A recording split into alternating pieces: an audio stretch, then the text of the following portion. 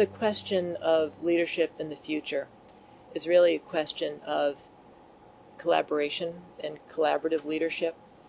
I see so many of the problems that we face in our society and globally as interrelated problems that don't lend themselves to a heroic leadership model of, let me just kind of go off and muster everything and do it myself.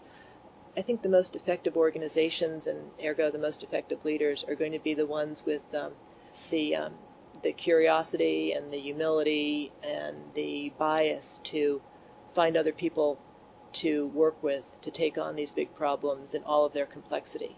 I think it's a different kind of leadership that we don't necessarily prepare people for, but I think that's actually what the challenge is. I mean, looking at my own issue, homelessness, it's a housing problem, it's a healthcare problem, it's a mental health problem, it's a problem of military veterans and transitions to civilian life, it's a problem of family violence, it's a problem of poor neighborhoods, it's a problem of poor health, it's a problem of institutions that really are disconnected from communities.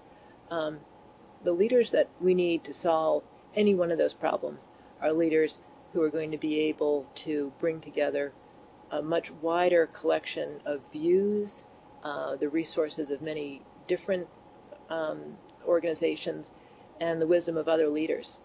Some of the challenges with collaborative work and collaborative leadership is we don't have necessarily,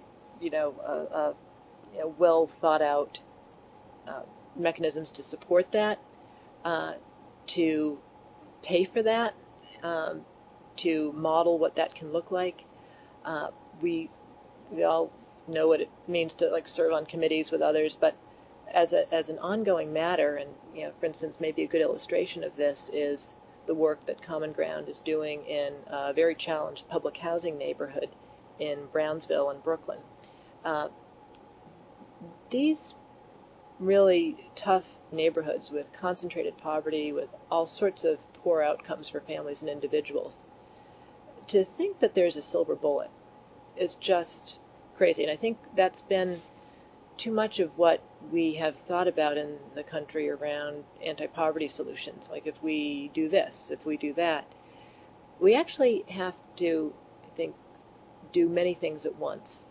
And the structures don't exist for organizations to share resources, for government agencies to pool funds, for us to actually organize our money from a public standpoint or philanthropically to support different types of work going on that is cross-boundary.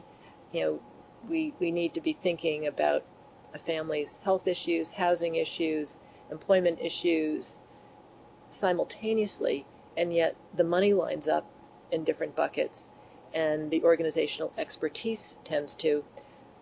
What are the structures we need in the future? It's structures that kind of are the crosshatch structures, ones that blend these different needs, the different resources, and are working toward, I think, a more comprehensive vision of health.